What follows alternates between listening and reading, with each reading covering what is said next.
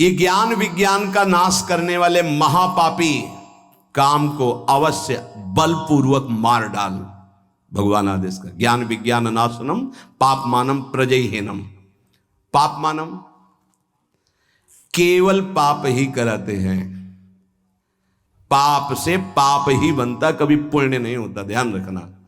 धर्म पूर्वक जो कमाया जाता है उससे पुण्य होता है, पाप पूर्वक कमाई से कभी पुण्य नहीं होता। चाहे सब का सब लुटा दो जाके, वो जिस जिसकी बुद्धि में जाएगा उसकी बुद्धि भ्रष्ट करेगा और उसका पाप उसको लगेगा जिसने दिया है। पाप मानम ही प्रजय ही, काम संपूर्ण पापों की जड़ है। काम उत्पन्न होने पर केवल पाप ही पाप बनता है। आगे चल करके ये काम इतना ढक देता है कि वो राक्षस हो जाता है, उसको समझे में नहीं आता है कि मैं कर क्या रहा हूं। जो आजकल समाज में धीरे धीरे आसुरी प्रवृत्ति फैल रही है, विवेक को ढक करके अंधा बना देता है काम।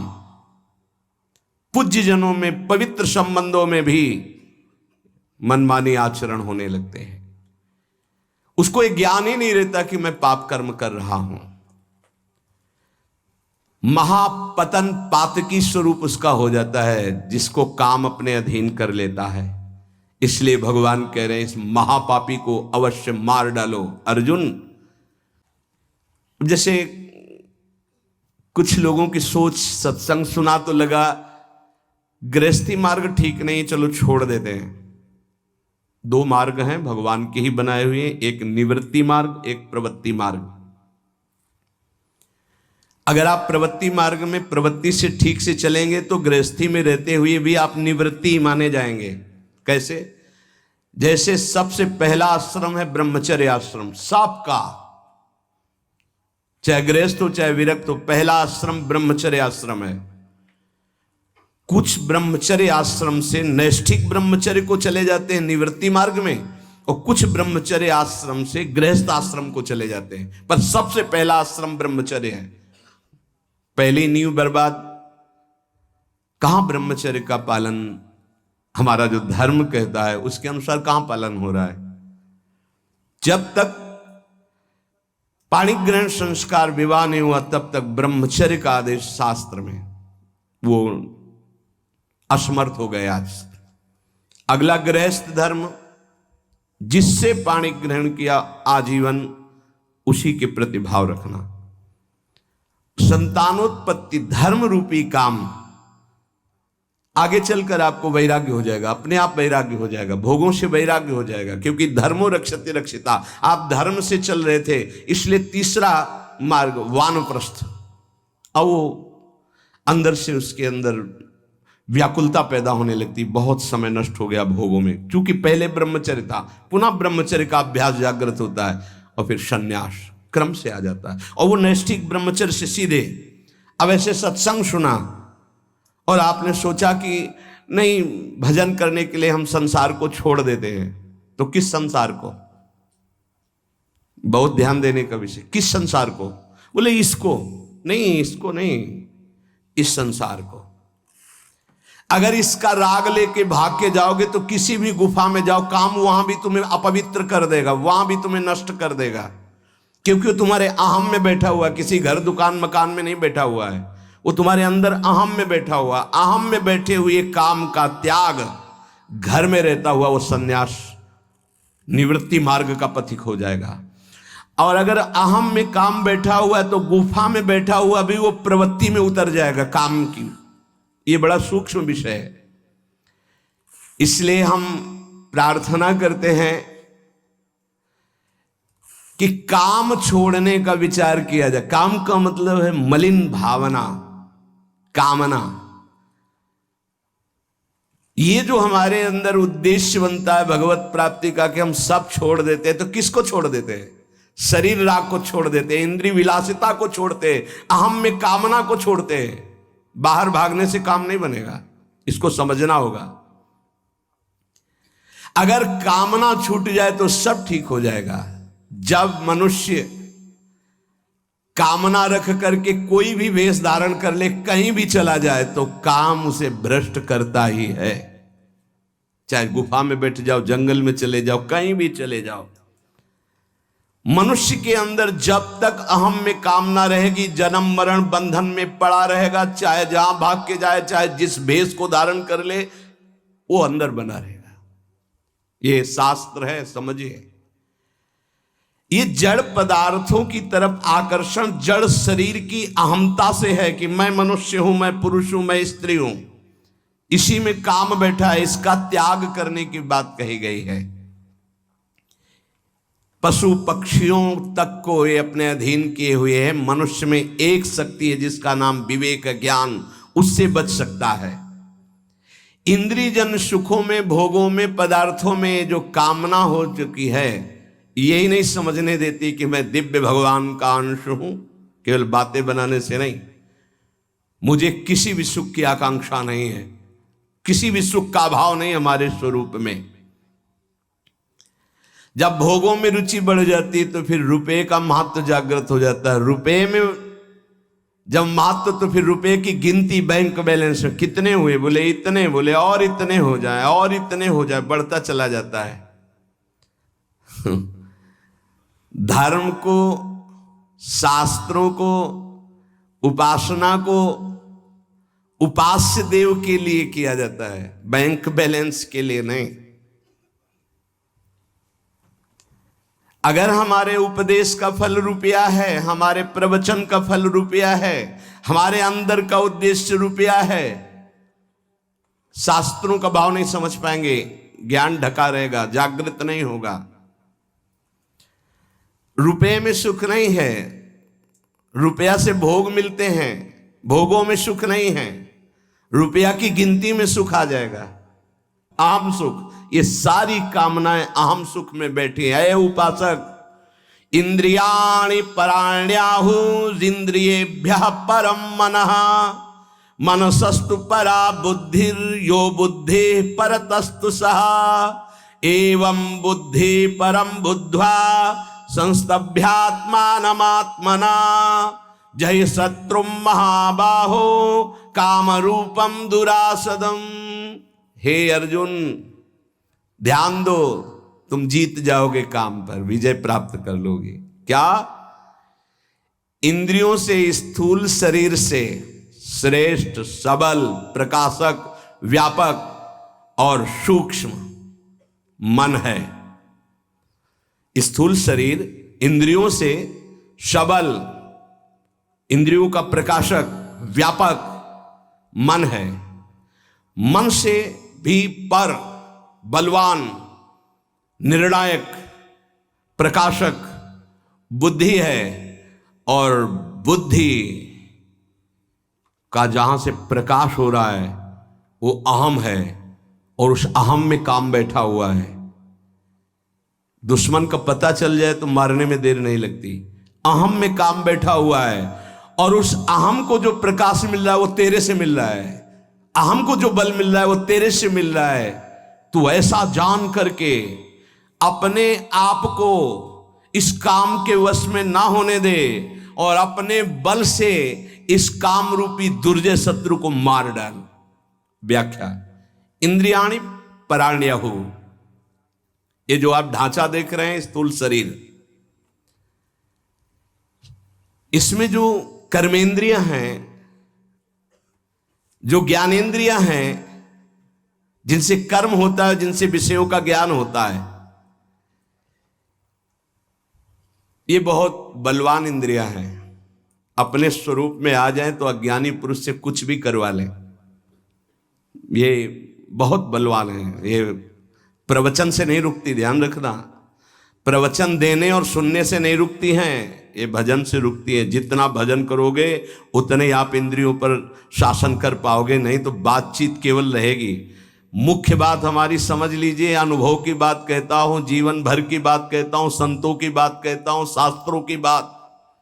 जब तक आपके पास नाम जप रूपी बल इकट्ठा नहीं हो जाएगा तो ये बातें सुनोगे, समझ में नहीं आएगी। समझ में आ जाएगी तो जीत नहीं पाओगे। जीतने और समझने की बात केवल भजन से होती है। भजन में रुचि बहुत कठिन है। इसलिए खूब प्रवचन हो रहे हैं, पर प्रभाव उसका बहुत कम जनों के हृदय में पड़ रहा है। उन्हीं के हृदय में पड़ेगा जो नाम जपना शुरू कर दिए हैं। जिनका नाम जब जितना प्रबल है, उतने प्रवचन का प्रभाव दूसरों पर पड़ेगा, अपने ऊपर पड़ेगा। भजन, ये तो आप निश्चित समझ लीजिए, बारी मथे घृत होए बरु सिकताते बरु तेल, बिनु हरि भजन न भौतरी या सिद्धांत अपेल। बिना भजन के बातें ही बातें रहेंगी। पर्यो प्रवाह काल के कदापि छूटी है नहीं, चाहे जो और उपाय कर लो, अगर नाम जप नहीं किया तो काल के प्रवाह से नहीं बच सकते। ये महाबली नाम तुम्हें महाबल प्रदान करेगा। हर समय चतुर शिरोमणि वही जो हर समय राधा राधा राधा राधा। इंद्रियां विषयों से बलवान है। अगर हमारी नेत्र इंद्री कहीं अंदर, तो बाहर सामने विषय रखा हो नहीं घसीट पाएगा। विषय से श्रेष्ठ पर इंद्रियां हैं। जैसे बाण बनाने वाला बाण की नोक में ध्यान दिए तो श्रवण इंद्री काम नहीं कर रही है। राजा की सवारी निकल गई, उसको पता ही नहीं चला। अंदर से इंद्री कहीं और लगी हुई है तो बाहर कोई विषय नहीं खींच सकता। शब्द स्पर्श रूप रस गंध, इसलिए कहा शब्द स्पर्श रूप रस गंध से बलवान और पर इंद्रियां हैं। और इंद्रियों से पर, इंद्रियेभ्यः परम मनः। इंद्रियां मन को नहीं जानती हैं, मन इंद्रियों को भी जानता है और विषय को भी जानता है। ये रहस्य को समझिए। अभी सब उल्टा है। विषय ने इंद्री को खींच लिया, इंद्री ने मन को खींच लिया, मन ने बुद्धि को अधीन कर लिया और बुद्धि के अधीन हम हो गए। जैसा निर्णय होता है हम भटकते चले जा रहे हैं, यद्यपि बहुत बलवान हैं। भगवान कह रहे तुम समझो अर्जुन, विषय में इतनी ताकत नहीं जितनी ताकत इंद्रियों में है। प्रबल है इंद्रियां, बलवान है। इंद्रियों में इतनी ताकत नहीं जितनी ताकत मन में है। इंद्रियेभ्यः परम मनः। इंद्रियां मन को नहीं जानती, मन सभी इंद्रियों को जानता है और विषयों को भी जानता है। इंद्रियों में इतनी सामर्थ्य नहीं जितनी मन में है। कैसे? जैसे श्रवण इंद्री ये देख नहीं सकती, ये चख नहीं सकती, ये स्पर्श सुख नहीं बता सकती, यहां से गंध सुख नहीं, केवल शब्द सुन सकती। शब्द, एक इंद्री एक शब्द। और मन हर इंद्रियों से देख सकता, सुन सकता है, सूंघ सकता है, सब कुछ कर सकता है। वो इंद्रियों का बलवान स्वामी है। इंद्री अपने विषय को जानती, जैसे घ्राणेंद्री ये केवल गंध को जानेगी बस। यहां से शब्द का परिचय नहीं मिलेगा, यहां से रस का परिचय नहीं मिलेगा, केवल सुगंध का परिचय मिलेगा। त्वचा केवल स्पर्श को जानती है, यहां से गंध का परिचय नहीं मिलेगा, शब्द का परिचय नहीं मिलेगा, रस का परिचय नहीं मिलेगा। रसेंद्री केवल रस को जानती है, यहां से गंध का परिचय नहीं मिलेगा, यहां से स्पर्श का परिचय नहीं मिलेगा। रसेंद्री रस को जानती है, रसना केवल रस को जानती है, शब्द स्पर्श रूप और गंध को नहीं जानती। नेत्रेंद्री केवल रूप को जानती है। ऐसे अलग अलग इंद्रियां, ये जानने वाली ज्ञानेंद्रियां हैं और भोगने वाली कर्मेंद्रियां हैं। और इन 5 ज्ञानेंद्रिय 5 कर्मेंद्रियों को पूर्णतः जानने वाला ये मन है। उल्टा ये हो गया कि इन इंद्रियों ने मन को फंसा लिया है, हमारी दुर्गति का कारण। मन इन सबसे बलवान है, सूक्ष्म है, जानकारी है उसको, पर वो फंस गया इंद्रियों की। इंद्रियां फंस गई विषयों में। यद्यपि विषयों से बलवान इंद्रियां हैं, इंद्रियों से बलवान मन है, पर विषय ने फंसा लिया इंद्री को, इंद्री फंस गई मन में। अब कह रहे हैं मनसस्तु पराबुद्धि। वैसे सच्चा इनका स्वरूप यही है कि विषयों से बलवान इंद्रियां हैं, इंद्रियों से बलवान मन है और मन से बलवान बुद्धि है। मनसस्तु पराबुद्धि। मन बुद्धि को नहीं जानता, लेकिन बुद्धि मन को जानती है, इंद्रियों को जानती है, विषय भोगों को जानती है। मन कैसा है? बोले इस समय शांत है। मन कैसा है? बोले लग नहीं रहा, शांत है। ये ज्ञान किसको? बुद्धि को। ठीक है या बेठीक है, इंद्रियां कहां भाग रही, मन कहां जा रहा, सारा निर्णय बुद्धि करती है। बुद्धि मन को, मन के संकल्पों को, इंद्रियों के विषयों को, सबको जानती है। ये सबसे श्रेष्ठ प्रकाशक, बलवान, व्यापक और सूक्ष्म है बुद्धि। या बुद्धि परतस्तु सा। अब जो बुद्धि निर्णय करती वो अपने स्वामी से पूछ के करती। स्वामी जानते कौन है? अहंकार। इसी अंतःकरण में ये मन कह रहा है कि ये भोग लूं, हाँ हाँ भोग लो। बुद्धि, बड़ा सुख मिलेगा, मन कह रहा है हाँ हाँ ठीक है, ये देख लूं, ये छू लूं, ये सूंघ लूं। और अहंकार में बैठा हुआ चोर ये काम है, इतनी ऊंचाई पे बैठा, इसीलिए जल्दी मारा नहीं जा सकता। ये बहुत सूक्ष्म विषय भगवान वर्णन कर रहे हैं। काम को ये ऐसा नहीं है, कहां बैठा है? बोले बुद्धि जो निर्णायक है उसके ऊपर बैठा हुआ है, अहम के अंतर। ये जो देहाभिमान है इसी के अंतर काम बैठा हुआ है। या बुद्धि परतस्तुषा, बुद्धि का स्वामी ये अहंकार है। इसलिए वो निर्णय करता है, यार मेरी बुद्धि नहीं कहती कि मैं करूं, वो अहम बोल रहा है। ए बुद्धि जो भी करती है अहम की अनुमति से करती है। मन जो भी करता है वो बुद्धि की अनुमति से करता है। बुद्धि मन ये अहम सहित अधीन हो गए भोगों के, इसीलिए एक काम वहीं अहम में बैठा हुआ है। बड़ा सूक्ष्म विषय है। अपने को परम स्वतंत्र मानता है पर अधीन है बुद्धि, मन और इंद्रियों के, इसलिए इसकी दुर्गति हो रही है। ये अहम जो अंतःकरण का है ना, या पूरा चैतन्य है ना पूरा जड़ है, ना जड़ है ना पूरा चैतन्य है। इसमें दोनों मिले हुए अंतःकरण वाले में, इसीलिए इसका त्याग करना होता है। शुद्ध अहम में ब्रह्म स्वरूप है, यह अंतःकरण का अहम मिश्रित है। चैतन्य घन आत्म स्वरूप का पावर ही इसी अहम पे पड़ रहा है। और ये जड़ अंश शरीर को स्वीकार किए हुए, इसी जड़ अंश में मैं स्त्री हूं, मैं पुरुष हूं, काम बैठा हुआ है। वास्तव में ये अहम काम में रहता है, वहीं से भोग की इच्छा प्रकट करता है। और सुख दुख का भोक्ता जो अहम है उसी के अनुसार बुद्धि चलती है, और बुद्धि के अनुसार मन, मन के अनुसार इंद्रियां, इंद्रियां विषयों में। सीधे अहम विषयों से आकर्षित है। पूरा सिस्टम उल्टा हो गया। मैं देखना चाहता हूं, मैं भोगना चाहता हूं, मैं सूंघना चाहता हूं, पूरा सिस्टम गंदा हो गया है। नहीं, जिसे कहते हैं पूरा सिस्टम भ्रष्ट हो गया, पूरा सिस्टम गिर चुका है। इसी की साधना हो रही, ये भगवान उपदेश कर रहे हैं। भोक्ता भोग भोग्य, भोक्ता मैं, भोग्य भोगने की क्रिया, और भोग जिसको भोगा जा रहा है। ये तीनों मायाकृत हैं, तीनों जादू का तमाशा है। ना कोई भोगता है, ना भोग्य है, ना भोग है, फंस गए। इतना आकर्षण भोगों में है कि भोक्तापन का जो अहम है, एक तरफ भगवान है, वो भगवान को छोड़ देगा, भोग को स्वीकार कर लेगा। ऐसे ही अपने लोग किए हुए हैं ना। ये तीनों सिद्ध समझो, भोक्ता, भोग्य और भोग, माया की सिद्धि है ये। शुद्ध चैतन्य जो मैं है उसको ये आकर्षित नहीं कर सकते। ये जड़ अहम शरीर का जो है, इसी से हमारी दुर्गति हो रही, इसी का प्रयोग, इसी अहम को गुरु चरणों में समर्पित किया जाता है। इसी अहम को जब भगवान के चरणों में गुरुदेव समर्पित करते तो ये शुद्ध दासत्व में या ब्रह्म स्वरूप में स्थित होता है। ज्ञान मार्ग या भक्ति मार्ग, ये जो चैतन्य से अहम प्रकाशित हो रहा है अंतःकरण का, ये सबका आश्रय, सबका सूक्ष्म ये है। जीव किसे कहा गया जानते हो? इसी अहम को स्वीकार करने के कारण। नहीं है क्या?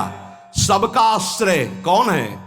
वही एक तत्व जिसे परमात्मा, भगवान, ईश्वर, सबका आश्रय, सबका आधार, सबका कारण, सबका प्रेरक, सबसे श्रेष्ठ, सबसे बलवान, सबका प्रकाशक, सबका व्यापक, सबसे सूक्ष्म। फंस कहां गया? इस अंतःकरण आम धर्म में देहाभिमान में, बस इसे ही मुक्त करला है साधला। जो प्रकृति का अंश है, शरीर, अंतःकरण, स्वभाव, इसको जो अहम ने स्वीकार कर लिया, ये जड़ अहंकार के कारण ही चैतन्य घन परमात्म स्वरूप को जीव कहा गया। चैतन्य में कभी विकृति नहीं होती, उसमें कोई विकृति नहीं है, पर भ्रम से देहाभिमान होने के कारण वो इस दुर्दशा को, ना जन्मने वाला ना मरने वाला भी जन्म मरण को प्राप्त हो गया। ये भ्रम सुख दुख का भोक्ता बन बैठा, सुखी दुखी होने लगा, जड़ के अंश को स्वीकार करने के कारण। कहा जाता है नैनम छिन्नन्ति शस्त्राणि नैनम दहाति पावका न चैनम क्लेदयन्त्यापो न शोष्यति मारुता। ये शुद्ध स्वरूप अपना है।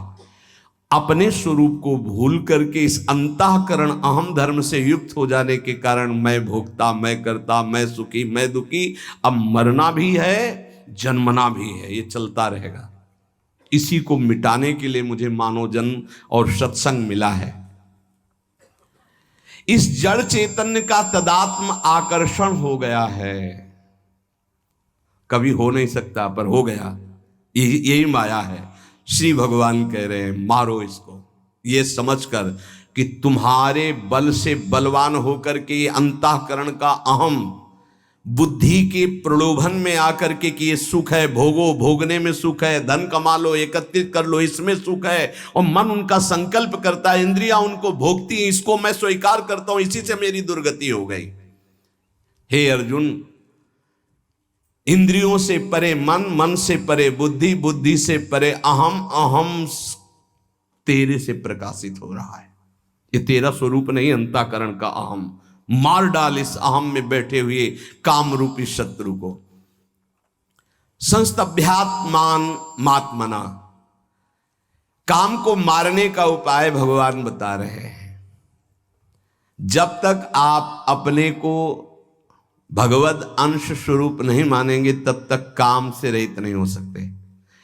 अब अपने को भगवत स्वरूप मानने के लिए भगवान कह रहे उद्धरे दात्मनात्मानम, अपने आप से अपना उद्धार कीजिए।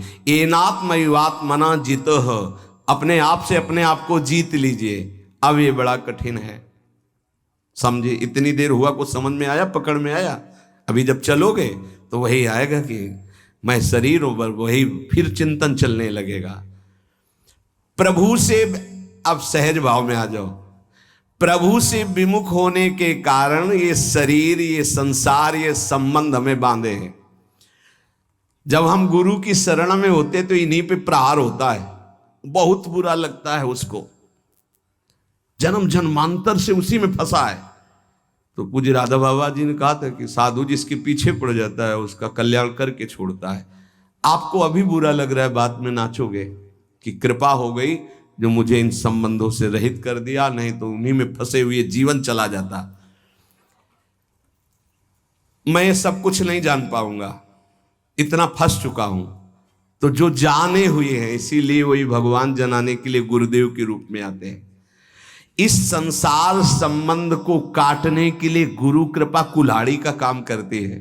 तो आप मान जाओ भाई, तुम ऐसे नहीं मिलोगे, तुम उनसे बात नहीं करोगे, तुम ऐसे, तो उनको लगता है कि क्या चाहते क्या है, चाहते हैं कि आप असंग हो, आपका स्वरूप असंग है, ये जान जाओ। तुम्हें किसी संग की जरूरत नहीं, किसी भोग की जरूरत नहीं, किसी पद की, किसी संपत्ति की नहीं जरूरत है, नहीं जरूरत है। मान लीजिए आप इतने खुद सुख समुद्र हैं कि आपको किसी सुख की जरूरत नहीं है। आप जरूरतें मान मान करके फंस गए, इसीलिए आपको जरूरत से हटो हटो हटो। असंग हो तब तुम जान पाओगे कि तुम हो कौन। इस काम की पूर्ति कभी नहीं हो सकती, इसलिए काम से हटना ही विवेक है, बुद्धिमानी। हटो इससे। जिस संसार से, जिस शरीर से, जिस संबंधियों से संबंध जोड़ा है, जब तक तुम संबंध नहीं तोड़ोगे तो कोई नहीं तोड़ सकता। इसलिए उद्धरे दात्मनात्मानम, अपने द्वारा अपना उद्धार करो। तुम्हें उपदेश हो सकता है लेकिन तोड़ना तुम्हें पड़ेगा। फोन से बात करना, जाके मिलना, बार बार बात करना, बार बार व्यवहार बना, तो वो संबंध पुष्ट कर रहे हो आप, और कुछ नहीं कर रहे हो। आप अपना पतन कर रहे हो, कुछ नहीं कर रहे हो। कोई बड़ी बात नहीं, पूरा संसार इसी में फंसा है। बड़ी बात यह है कि उस फंसाव से हट गए। देखो, दो मार्ग हैं, बार बार समझ लीजिए, निवृत्ति और प्रवृत्ति। प्रवृत्ति मार्ग में माता पिता को भगवान समझ करके खूब मेहनत करो और कमाओ और सबकी सेवा करो। और निवृत्ति मार्ग में कदम रख दिया तो लौट कर पीछे नहीं देखा जाता। कौन माँ, कौन पिता, कौन भाई, कौन परिवार, कुछ नहीं। मार्ग का प्रभाव होता है। अगर ये देखोगे तो फिर उनका उद्धार नहीं कर पाओगे। और अगर निकल गए तो 14 पीढ़ी आगे की, 7 पीछे की, 21 पीढ़ियों का कल्याण हो जाता है। मान लीजिए बात। जब इसमें आई गए हो निवृत्ति मार्ग में, तो अब लौट कर कदम पीछे मत देखो। जिम्मेवारी प्रभु के चरणों में समर्पित करो। पूरे विश्व ब्रह्मांड का भरण पोषण करते हैं, तुम्हारा भरण पोषण तो बहुत छोटी बात है। चिंता क्यों करते हो? क्या चाहिए? आज तक जो भरण पोषण कर रहा है वो किसकी सामर्थ्य थी कि मां के शरीर में रक्त को दूध में बदल दे? जब हम पैदा हुए तो हमारे पचाने की कोई सामर्थ्य नहीं थी, तो मां के रक्त को दूध में बदल दिया और वो पान करके हम पुष्ट हुए। जब वो इतनी व्यवस्था पहले से रखे हुए, हमको चिंता क्या करनी?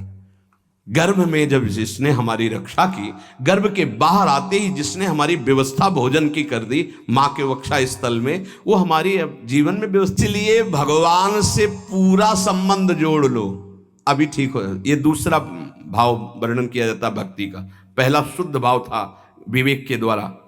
अगर वो तुम्हारी समझ में नहीं आया तो ये समझ लो, जिसने संसार से जितना संबंध जोड़ा है, शरीर से संबंध जोड़ा, भोगों से जोड़ा, उसी को तोड़ना होगा। तुम्हें शास्त्र उपदेश हो जाएगा, गुरु उपदेश करेगा, तोड़ना आपको पड़ेगा। भैया आपकी इच्छा की बात है, आप अपना उद्धार अपने द्वारा कीजिए, भगवान का आदेश। इसलिए आपको ही सारे संबंध छोड़कर भगवान से संबंध जोड़ने पड़ेंगे। जोड़ने क्या है, उन्हीं के हैं, मान लीजिए। तोड़ना तुम्हें पड़ेगा, तोड़ना पड़ेगा। नाता एक राम जी से, दूजा नाता तोड़ दे, तोड़ना पड़ेगा। दूरादपास्य स्वजनान। अगर गृहस्थी में हो तो अंदर से भगवत भाव करो, विरक्ति में हो तो भगवत भाव करते हुए दूरी बना के रहो। दोनों मार्गों का अलग अलग है। आपको प्रभु से संबंध जोड़ना पड़ेगा। वो तो संबंध माने हुए, ममैवांशो, तू मेरा अंश है, लेकिन तुम कहां हो? शरीर में, संसार के संबंधों में। इसीलिए तुम काम विजयी नहीं हो पा रहे।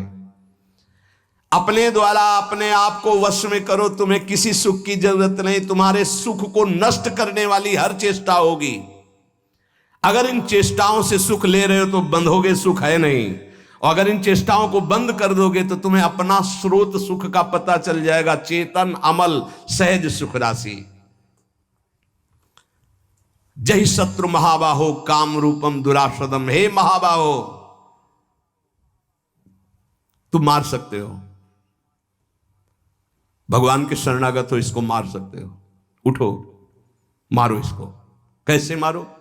सारा संबंध श्री भगवान से, पूरा भार श्री भगवान को, हर क्षण उनका स्मरण और कर्तव्य का पालन। और जहां तुम्हें लग रहा है कि मैं नहीं जीत पा रहा हूं, वहां पुकारो, बल मिल जाएगा, जीत जाओगे। टूटो मत। ये सुविधा माया इसलिए दे रही है आपको कि आप आगे मत बढ़ पाओ, भगवान को प्राप्त न कर पाओ। ठुकराओ इस सुविधा को।